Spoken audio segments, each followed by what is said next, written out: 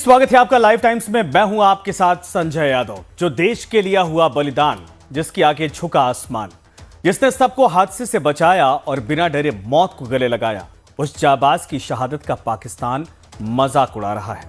जी हां, दुबई में air show के दौरान तेजस फाइटर जेट हादसे का शिकार हुआ तो भारत समेत पूरी दुनिया में हाहाकार मच गया। किसी को यकीन नहीं हुआ कि अचानक इतना बड़ा हादसा कैसे हो गया। हादसे में जान गंवाने वाले pilot wing commander Namansh Sayal ने जो दिलेरी और सूझबूझ दिखाई, उसकी भी चारों तरफ चर्चा हो रही है। और बताया जा रहा कि अगर नमांश चाहते तो इजेक्ट कर हादसे से पहले ही विमान से बाहर निकल सकते थे, लेकिन उन्होंने अंतिम वक्त तक तेजस की कंट्रोल संभालने रखा ताकि वो भीड़ भाड़ वाली जगह पर ना गिरे, क्योंकि ऐसा होने पर कई लोगों की जान जा सकती थी। और यही वजह थी कि वो वक्त रहते विमान से बाहर नहीं निकल पाए। इस हादसे में शहीद हो गए नमांश की शहादत पूरा देश दुखी है, डूबा हुआ है। इस वक्त हर कोई उनकी जाबाजी को सलाम कर रहा, लेकिन पड़ोसी देश पाकिस्तान ऐसे मौके पर भी मजाक उड़ाने से बाज नहीं आ रहा। इस हादसे के बाद पाकिस्तान में सोशल मीडिया पर कुछ लोग तेजस जेट और पायलट नमांश को लगातार अपमानित कर रहे। कई सोशल मीडिया पोस्ट में इस हादसे को लेकर मजाक बनाया जा रहा। सोशल मीडिया पर पाक ट्रोलर्स की ओर से अपमानजनक बयानबाजियां की जा रही हैं। और इससे पहले भी पाकिस्तान की ओर से तेजस में फ्यूल लीकेज की अफवाह जानबूझकर उड़ाई गई थी इसी इवेंट के दौरान। लेकिन हादसे के बाद इस तरह की बयानबाजी ने पाकिस्तानियों का बेशर्म चेहरा दुनिया के सामने उजागर किया है। ऐसे अपमानजनक, आपत्तिजनक बयानों पर खुद पाकिस्तानी सैन्य अफसर ने अफसोस जताते हुए पोस्ट करने वाले पाकिस्तानियों को फटकार लगाई। पाकिस्तान के रक्षा मंत्री ने भी इस हादसे पर दुख जताते हुए शहीद पायलट की श्रद्धांजलि उसको दी है, लेकिन पाकिस्तान ट्रोलर्स पास नहीं आ रहे। ऐसे बेशर्म ट्रोलर्स को अब सांसद प्रियंका चतुर्वेदी ने भी करारा जवाब दिया है। उन्होंने कहा कि मेड इन चाइना खिलौने के सहारे और वर्ल्ड बैंक से मिल रहे कर्ज पर पलने वाले पाकिस्तान को तेजस हादसे पर बोलने का कोई हक नहीं, कोई अधिकार नहीं है। पाकिस्तान एयरफोर्स के रिटायर्ड अधिकारी एयर कमांडर परवेज अख्तर खान ने मजाक उड़ाने वालों को फटकार लगाते हुए सोशल मीडिया पर लिखा कि बॉर्डर के हमारे तरफ कुछ लोगों ने हमदर्दी के बजाय मजाक को चुना। यह देशभक्ति नहीं है, यह नैतिक अशिक्षा है। कोई पॉलिसी, फैसलों और यहां तक कि सिद्धांतों पर भी सवाल उठाया जा सकता है, लेकिन अपनी ड्यूटी कर रहे साथी एविएटर की हिम्मत पर कभी नहीं। वो तालियों के लिए नहीं, बल्कि अपने झंडे के लिए उड़ता है, उड़ान भरता है, जैसे हम अपने झंडे के लिए उड़ान भरते हैं। यह सम्मान का हकदार है, मजाक का नहीं। एक सच्चा प्रोफेशनल दूसरे प्रोफेशनल की इज्जत करता है। एक सच्चा योद्धा दूसरे योद्धा को सलाम करता है, दुश्मन की लाइन के पार भी जाकर। इससे कम कुछ भी हमारी यूनिफॉर्म पर दाग लगता है। और भगवान करे गुजरे हुए पायलट को अशांति के उस पार हमेशा नीला आसमान मिले, उनके परिवार को वहां हिम्मत मिले जहां शब्द काम नहीं करते हैं। पाकिस्तानी अफसर की पोस्ट पर शहीद विजयंत थापर के पिता रिटायर्ड कर्नल वीरेंद्र थापर ने धन्यवाद दिया और उनकी सैन्य भावना की तारीफ की। लेकिन सवाल है कि पाकिस्तानी ट्रोलर्स अपनी बेशर्मी से क्यों बाज नहीं आते। वो इस हादसे और शहादत के अपमान को लगातार क्यों आगे बढ़ा रहे हैं, खासकर तब जबकि पाकिस्तान का इतिहास भी ऐसे हादसों से भरा हुआ है। साल 2024 में पाकिस्तान का JF-17 थंडर ब्लॉक 2 क्रैश हो गया था। यह हादसा पाकिस्तान के पंजाब प्रांत में हुआ था। उससे पहले 2020 में पाकिस्तान का F-16 फाइटर विमान इस्लामाबाद में क्रैश हुआ था। पिछले 21 सालों में पाकिस्तान और चीन के 5 JF-17 फाइटर जेट अलग अलग हादसों में शिकार हो चुके हैं, जबकि तेजस विमान के 24 साल के इतिहास में ऐसा हादसा दूसरी बार सिर्फ है। यह बताने की आवश्यकता नहीं है कि एयर शो के दौरान ऐसे हादसों की आशंका हमेशा बनी रहती है, क्योंकि पायलट अपनी जान जोखिम में डालकर कई हैरत अंगेज करतब दिखाते हैं, कारनामे दिखाते हैं। रही बात हादसे की वजह की, तो उसकी जांच चल रही है और बहुत जल्द पता चल जाएगा कि तेजस विमान कैसे क्रैश हुआ और पायलट की जान आखिर कैसे गई।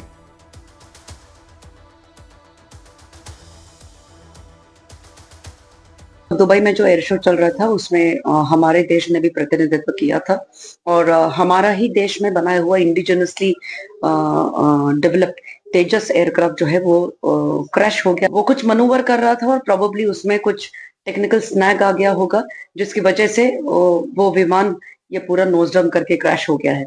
इसके कारण अभी कोर्ट ऑफ इंक्वायरी ऑर्डर करी है भारतीय वायुसेना ने, तो उसके बाद उसका कारण पता चलेगा। मुझे तो नहीं लगता कि इसकी जो बिक्री है उस पर कोई असर पड़ेगा, क्योंकि ये हमारा इंडिजिनसली बिल्ट एयरक्राफ्ट है और मुझे ये पक्का विश्वास है कि जो भी देश इस विमान को खरीदना चाहेगा वो उसके ट्रायल्स पहले कर चुका होगा और उसी के बाद उन्होंने निश्चित किया होगा कि ये एयरक्राफ्ट अच्छा है और फिर बेचा जाएगा। ये ऐसे विमान के हादसे होते रहते हैं, इसमें कोई चीज ना करना या करना ये निर्भर नहीं होता, तो मुझे लगता है कि उसके सेल्स के ऊपर असर नहीं पड़ना चाहिए। और इसी बीच दुनिया भर की मीडिया ने इस हादसे पर गहरा दुख प्रकट किया है, लेकिन पाकिस्तान और चीन की मीडिया भी हादसे के लिए पायलट और तकनीकी खराबी की खोखली बातें कर रही है। पाकिस्तान की डॉन न्यूज ने लिखा कि शायद तेजस खुद को संभाल नहीं पाया और क्रैश हो गया। चीन ने ग्लोबल टाइम्स ने भी चीन के तेजस में किसी तकनीकी खराबी की तरफ इशारा किया है, जबकि दुनिया के बाकी तमाम मीडिया ने इस हादसे पर काफी संभल कर रिपोर्टिंग की है। इनमें बीबीसी से लेकर न्यूयॉर्क टाइम्स तक शामिल है। सवाल है कि पाकिस्तान और चीन की मीडिया का नजरिया इस हादसे पर ऐसा क्यों है, वो भी तब जबकि अब तक दुनिया भर में एयर शो के दौरान ऐसे कई हादसे सामने आ चुके हैं। ऐसे कुछ हादसे जो बड़े हादसे हैं उसको आप देखिए, समझिए, नजर डालिए। जिसमें रेडम एयर शो 2025 में पोलैंड का F-16 क्रैश हुआ था, जिसमें पायलट की मौत हो गई थी। जरागोजा एयर बेस पर 2025 स्पेन का EF-18A हॉर्नेट क्रैश हो गया था।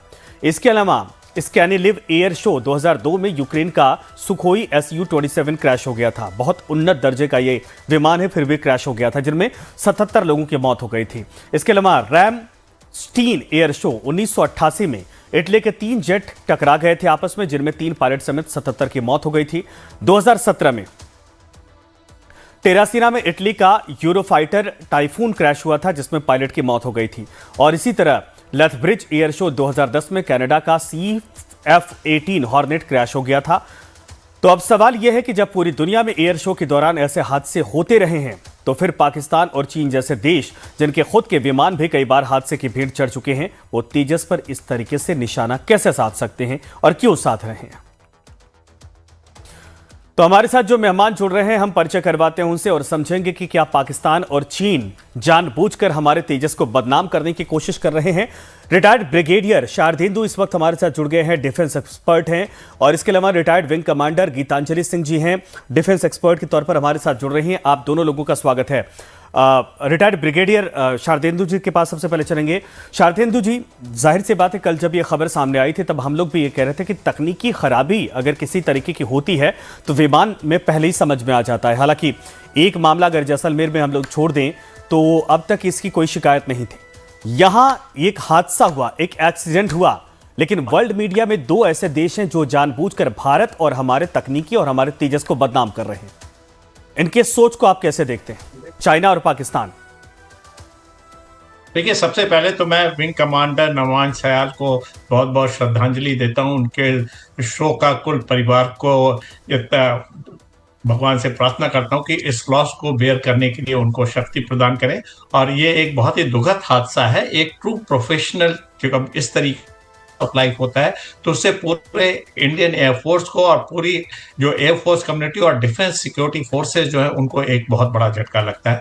तो ये हादसा देखिए ऐसे समय में हुआ है जबकि तेजस 2 हमारा आज की डेट में लॉन्च होने जा रहा है, उसके इंजन में डिले हो रहा है, लेकिन जब भी होगा तो बेटर एवियोनिक्स, बेटर सिस्टम के साथ इसको इंट्रोड्यूस करने की बात चल रही थी। और साथ में एक बहुत बड़ा वर्ल्ड मार्केट हिंदुस्तान को मिलने जा रहा था। जब भी इस तरीके के एयर शो होते हैं उसमें उसकी फुल कैपेबिलिटी जो होती है किसी भी एयरक्राफ्ट की, वो दिखाई जाती, प्रदर्शित की जाती है, जिससे कि तमाम एयरक्राफ्ट के समक्ष वो भी अपनी कैपेबिलिटी और ऑपरेशनल रेडीनेस और जो उसके कॉम्बैट एफिशिएंसी उसको वो दर्शा सके। इस तरीके के जब शो होते हैं तो हादसा जैसा आपने लिस्टिंग किया है, तमाम ऐसे हादसे हुए हैं। या अब होता क्या है ऐसे में, तमाम तरीके की स्पेकुलेशन के बजाय हमें वेट करना चाहिए कि किस तरीके की जब कोर्ट इंक्वायरी होगी, जब उसका फ्लाइट डेटा रिकॉर्डर के डिटेल्स आएंगे तो सारी चीजें सामने आ जाएंगी। लेकिन जो एटीट्यूड देखने को मिला पाकिस्तान का और चाइना का, ये बहुत ही शर्मनाक है। किसी भी प्रोफेशनल के लिए इसको नहीं इस तरीके के वक्तव्य देने चाहिए। जिस तरीके से सोशल मीडिया में कमेंट किए गए, जिस तरीके से बोला कि एक दिन पहले इसी तेजस का ऑयल लीक कर रहा था और जिस तरीके से वहां के आवाम लोगों ने सोशल मीडिया पे ट्रोल किया, ये बहुत शर्मनाक है। हादसे किसी भी कंट्री के किसी भी एयरक्राफ्ट में हो सकते हैं, कभी भी हो सकते हैं। ये हाई रिस्क होता है। फाइटर एयरक्राफ्ट और उसको फ्लाई करने वाले तमाम पायलट, इतने कम रिएक्शन टाइम होता है उसमें, उनको अपने तमाम तरीके के मैनूवर दिखाने होते हैं, डाइव दिखाना होता है, रिकवर करना होता है, नेगेटिव जी को झेलना पड़ता है, स्ट्रेस लेना पड़ता है, बड़ा फिजिकल स्ट्रेस होता है जब उसको बिल्कुल। रिकवर किया जाता है। इन सारी चीजों पे ध्यान ना देके साथ आप उसका हंसी मजाक बनाते हैं। और दुनिया में ऐसा कोई कंट्री नहीं है, कोई ऐसा देश नहीं, कोई ऐसा एयरक्राफ्ट नहीं है जो कि इस तरीके के हादसे से ना सफर किया हो। इस तरीके की घटनाएं होती रहती हैं, लेकिन शर्म आती है पाकिस्तान के उन नागरिकों को जिन्होंने इस तरीके नहीं, का ये ट्रोल प्रोपागेंडा किया, जिस करने का तरीके मौका से मिल इसके- गया। अपने गिरवाने में झांकते जी नहीं हाँ। हैं और हिंदुस्तान को बदनाम करने चलते हैं। गीतांजलि जी, आप तो विंग कमांडर रह चुकी हैं, आप इस बात को और बेहतर तरीके से समझाएंगे। ये जो परिस्थितियां बनी, चूंकि अब जिस तरीके से उसका एक तरह से फॉल देखा जा रहा है, वो अपने आप में अलग अचंभित करने वाला है। लेकिन तारीफ इस बात को लेकर हो रही है कि जो पायलट थे उन्होंने इतनी बहादुरी तो दिखाई कि किसी भीड़ पर, किसी ज्यादा जहां क्राउड है वहां पर कम से कम ये विमान क्रैश ना हो, उन्होंने अपनी शहादत दे दी। लेकिन इसको अलग अलग नैरेटिव करने की कोशिश की जा रही है, भारत को डेंट पहुंचाने की कोशिश की जा रही है। इस पूरे एंगल को आप कैसे देख रही हैं? और जरा परिस्थितियों को समझाइए कि अगर ऐसी कंडीशन आती है तो एक पायलट के दिमाग में क्या चलता है, फाइटर पायलट के दिमाग में। जी बिल्कुल संजय जी, देखिए अगर हम पूरी सिचुएशन को देखें, पहले जिस तरीके से इस पूरे इंसिडेंट को हैंडल किया, पायलट ने कितने बेहतरीन तरीके से मनूवर किया एयरक्राफ्ट को। एक सिग्नेचर मूव तेजस की दिखाई जा रही थी, जो कि पूरे एयर शो की जो ऑडियंस होती है उसके लिए लोग बेसब्री से बल्कि इंतजार करते हैं, क्योंकि तेजस ऐसा नहीं है कि नया जहाज है। अब ये एक भारत का वैसा एयरक्राफ्ट बन चुका है जो कि हमारी आत्मनिर्भरता का एक प्रतीक है आज की डेट में। तो इससे पहले जितने भी एयर शो हुए हैं, क्योंकि इतने सालों से अब ये कमीशन्ड है जहाज। अगर आप इसमें देखते हैं, तेजस 2 आ रहा है, जैसे अभी सर ने बोला अपग्रेड्स आने वाली हैं अभी। लेकिन अभी तक की हिस्ट्री में अगर आप देखें तो फेलियर और इंसिडेंटल सिर्फ 2 ही रिपोर्ट हुए हैं। दो ही बार ऐसा हुआ है जब हम देख पा रहे हैं कि जहां पे कुछ ना कुछ हादसा हुआ है। और ये एक बहुत ही दुर्भाग्यपूर्ण हादसा है, क्योंकि इसमें हमने नहीं, ये अपने बिल्कुल सही है, पायलट को लेकिन लूज आप इन कर दिया है। पाकिस्तानियों को लेकिन क्या जवाब फिर देंगे मैडम गीतांजलि जी, इन पाकिस्तानियों को जो हाँ, समझते देखिए, नहीं पूरे है, इसमें कह रहे हैं कि लीक हो रहा था फ्यूल, पाकिस्तानी पायलट इस तरीके से था, नहीं इंडियन पायलट इस तरीके से था, इंडियन फाइटर जेट में कमियां हैं, इनको क्या जवाब देंगी आप? देखिए, प्रोपेगेंडा है, और ऐसे प्रोपेगेंडा, अगर मैं ये कहूंगी जो प्रोपेगेंडा फ्लोट कर रहा है उसको भी देखना चाहिए, उसकी खुद की कैपेबिलिटीज को देखना चाहिए। भारत एक ऐसी जगह पे है आज एविएशन में कि हम अपना एक जहाज बना रहे हैं, हम इंजन्स बना रहे हैं, और हम अपनी खुद की मैन्युफैक्चरिंग इंडस्ट्री, भारत की जो एविएशन इंडस्ट्री है वो बहुत आगे चल चुकी है। तो पाकिस्तान एक ऐसा देश है जिसमें नॉर्मल अर्थव्यवस्था जो है वही अस्थायी है। तो वो कमेंट करे ऐसी चीजों पे, मुझे लगता है कि ये प्रोपेगेंडा भी नहीं है। मतलब हमें इसको इतनी तवज्जो भी नहीं देनी चाहिए कि इसको हम प्रोपेगेंडा बोले, क्योंकि हर चीज में हम देख चुके हैं कि वो देश कहाँ स्टैंड करता है इंडिया के कंपैरिजन में। तो मेरा सिर्फ इतना ही मैसेज है कि प्रोपेगेंडा कोई भी फ्लोट करे, लेकिन उसकी खुद की ऑथेंटिसिटी, उस खुद नेशन की एक ऑथेंटिसिटी नहीं, इसमें तो चाइना भी शामिल है ना, जहाज बनाना बहुत दूर चाइना है। भी शामिल है। कई देश तेजस को लेकर डिफेंस डील करने वाले थे, अब चाइना को यह मौका मिल गया है। इसीलिए बार बार यह पूछा जा रहा है कि क्या इस विमान को लेकर जिन कमियों का जिक्र कर रहा है या जिन कमियों को रेखांकित कर रहा है चाइना, उस पर भारत का जो तगड़ा जवाब होगा। मैं तो यह समझता हूं कि भारत की बेटी आप है, और आपकी तरफ से अगर दोनों देशों को यहां से जवाब जाए तो ज्यादा बेहतर होगा। देखिए, ऑपरेशन सिंदूर में भारत ने दिखा दिया है कि भारत की कैपेबिलिटीज क्या है। इसीलिए अगर आप देखते हैं कि अगर कुछ भी है, थोड़ा भी कुछ भी होता है, तो एक प्रोपेगेंडा इतने जोरों शोरों पे चाइना, पाकिस्तान इकट्ठा होके फ्लोट कर रहे हैं। तो बहुत सिंपल और एक सिंपल सीधा जवाब है जो हमने ऑपरेशन सिंदूर में भी दिखाया है।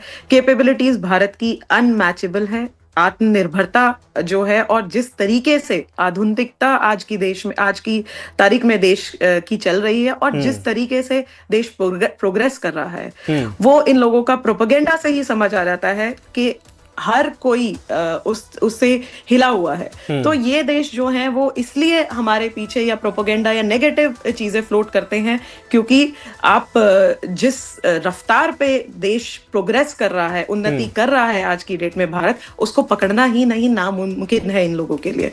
तो सिर्फ इतना है कि उसके लिए नेगेटिव प्रोपेगेंडा फ्लोट कर रहे हैं, और मुझे नहीं लगता कि हमें उसके बारे में मतलब वर्थ अटेंशन देना चाहिए। बिल्कुल। और हथियारों की होड़ में इस तरीके के फायदे उठाने की कोशिश की जाती है जब कोई हादसे हो जाते हैं। ठीक है, आप दोनों लोग हमारे साथ रहिए, लेकिन एक अपडेट है कि तेजस विमान के साथ हादसा कैसे हुआ और पायलट नामांश कैसे शहीद हुए, इस बारे में जांच शुरू हो चुकी है और बहुत जल्द पूरा सच भी सामने आ जाएगा।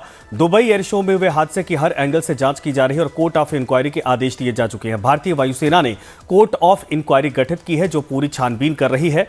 उड़ान प्रोफाइल की पड़ताल से पता चल सकता है कि कैसे यह हादसा हुआ। इसके अलावा तकनीकी डाटा का भी विश्लेषण किया जा रहा, ताकि अगर कोई तकनीकी खामी हो तो उसका पता चल सके। इसके अलावा उड़ान के समय मौसम की स्थिति का भी आकलन किया जा रहा है और कहीं उस वजह से तो यह हादसा नहीं हुआ, इसके अलावा भी अन्य सभी पहलुओं का परीक्षण किया जा रहा है।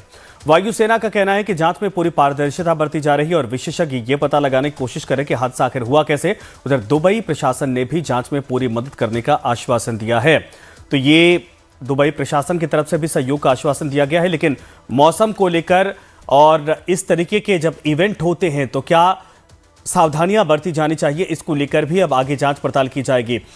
शारदेंदु जी, जरा इस बात को सर समझाइएगा। हालांकि गीतांजलि जी इस बात का जवाब और बढ़िया से दे पाती, क्योंकि वो खुद दरअसल विंग कमांडर रह चुकी हैं, लेकिन हालातों को मौसम के हिसाब से भी तमाम चीजें अब यहां पर एक तरह से कहा जाए कैलकुलेशन किया जा रहा है। इस हादसे को लेकर आपका खुद का विचार किस तरीके से है?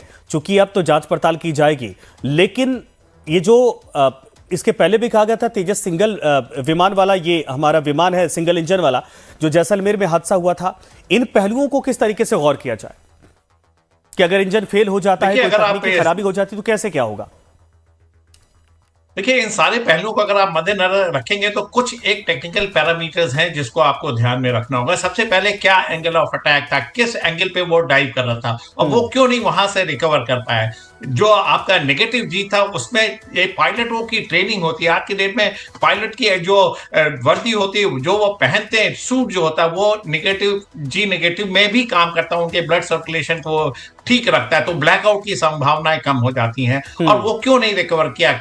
मेरा मानना है कि अगर 100 फीट या 200 फीट पहले इस एक्शन को लिया जाता तो शायद इसको रिकवर करता।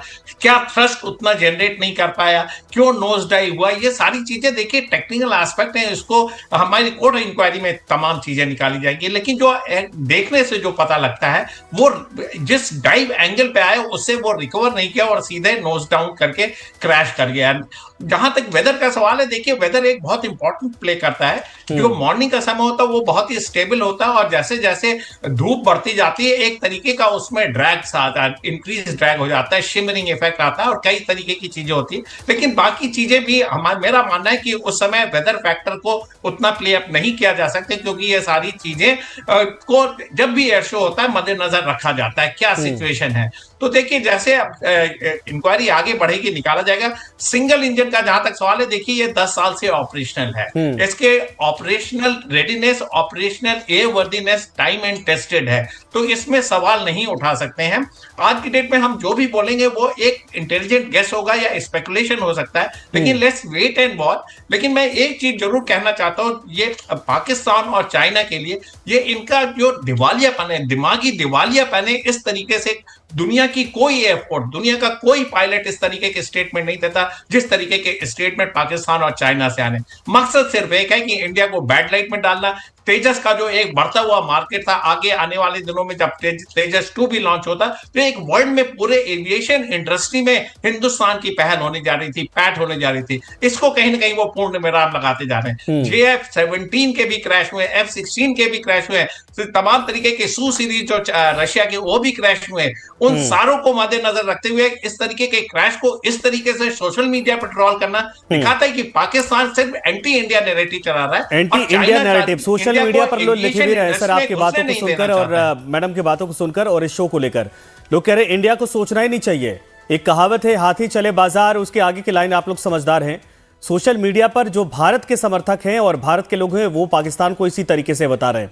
लेकिन गीतांजलि जी ये बताइए कि विमान को लेकर एक तो सवाल है कि जो फ्री फॉल स्थिति में नीचे एकदम बिल्कुल सीधा चला आ रहा है, ऐसी कंडीशन में क्या पायलट को निकलने का जरा भी मौका मिल पाता है? क्योंकि जब एयर शो होते हैं, कितनी ऊंचाई पर हमारे उस दौरान विमान होते हैं, उस आधार पर कहा जा मौका निकलने का था या फिर नहीं था?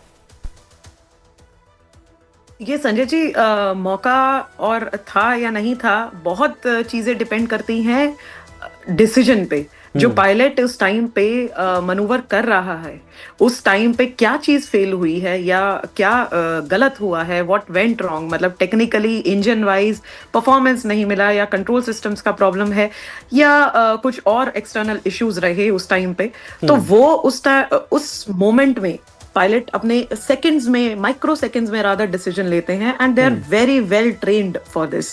और इसीलिए बहुत ही सिलेक्टेड पायलट्स मनूवर्स करते हैं ये सब। लेकिन उसमें एक बहुत बड़ा फैक्टर ये रहता है कि ग्राउंड पे कोलैटरल डैमेज जो ऑडियंस वहां देख रही है, जो वहां पे लोग हैं ग्राउंड पे, उनसे कितना दूर इस एयरक्राफ्ट को नेविगेट कर सकते हैं, क्योंकि गो नो गो कंडीशन है, एयरक्राफ्ट रिकवर हो पाएगा या नहीं हो पाएगा। एक पायलट अपना अच्छा, अगर एयरक्राफ्ट रिकवर भी नहीं हो पाता है तो फ्री फॉल की कंडीशन कब आती है? ये तो देखने के बाद लग रहा है जैसे पत्थर फेंके जाते हैं नीचे सीधे आते हैं, उसी तरीके से आ रहा है। जी बिल्कुल, लेकिन ये जो मनूवर आप देख रहे हैं ये एक नेगेटिव जी मनूवर है। नेगेटिव जी मनूवर्स में कॉल आउट्स होते हैं। कॉल आउट्स है जहां पे उनका एक डिसीजन हाइट, एक डिसीजन स्पीड चलता है, जिसके हिसाब से वो अपना मनूवरेबिलिटी करते हैं। फ्री फॉल, स्टॉल करके उसको करके दिखाया जाता है। वही इसीलिए एयर शो एक डेयर डेविल मनूवर्स जो हैं वो किए जाते हैं, लेकिन बहुत ही कैलकुलेटेड किए जाते हैं। अब इस कैलकुलेशन में जब चीजें फेल होने लगती हैं तो मशीन को रिकवर करना हर एक पायलट चाहता है कि मशीन, क्योंकि हर एक मशीन भी बहुत पूरे देश के लिए एक बहुत ही कॉस्टली एसेट होता है। तो पायलट अपनी हर कोई कोशिश करता है कैलकुलेटेड एक्शंस के अंदर कि मैं इसको रिकवर करूं। उस रिकवरी के प्रोसीजर में वो अपना एक गो नो गो डिसाइड करता है कि ओके यहाँ तक शायद रिकवर हो सकता है, इसके बाद नहीं।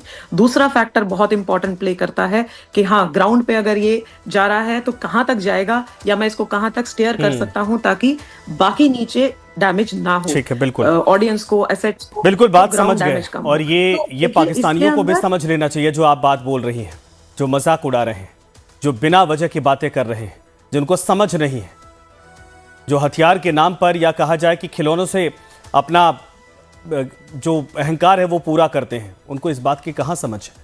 आता हूं मैं आप दोनों लोगों के पास। तेजस हादसा कैसे हुआ इसका सच तो सामने आ ही जाएगा, पर इस हादसे में जान गंवाने वाले जाबाज पायलट विंग कमांडर नमांश सियाल अब कभी लौट कर नहीं आएंगे। नमांश ने आखिरी वक्त तक विमान पर काबू पाने की पूरी कोशिश की और इसी कोशिश में वो शहीद भी हो गए। एक हंसता खेलता परिवार, एक शानदार करियर और देश सेवा का जज्बा, सब कुछ इस एक हादसे ने खत्म कर दिया। इस हादसे के बाद पार्थिव शरीर जो है शहीद का, वो परिवार के पास कल पहुंचने वाला है। शहीद नमांश के परिवार में मातम पसरा हुआ है। नमांश सियाल हिमाचल के कांगड़ा के रहने वाले थे और हादसे की खबर के बाद से ही उनके गांव में सन्नाटा पसरा है। परिवार वालों का रो रो कर बुरा हाल है। किसी को यकीन नहीं हो रहा है कि उनका होनहार लाल अब इस दुनिया में नहीं रहा। बताया जा रहा है कि जिस वक्त यह हादसा हुआ तब नमांश के पिता यूट्यूब पर दुबई एयर शो ही देख रहे थे। वो अपने बेटे का कमाल देखना चाहते थे, लेकिन नियति को कुछ और ही मंजूर था। मेरे ऊपर किराएदार रहते हैं, वो दुबई और कतर में जॉब करते हैं, इंजीनियर हैं। ये वाइफ ऊपर चली गई और उन्होंने, वो छुट्टी आया हुआ आजकल, उन्होंने उसको बोला कि ऐसे ऐसे हो गया और अपने सोर्स से आप कंफर्म करो कि क्या हुआ है। उसने एकदम वहाँ कंफर्म किया और उसने एकदम बता दिया कि नहीं, वो लड़का तो एक्सपायर हो गया और मतलब एक्सीडेंट नहीं, क्रैश में वो मारा गया है।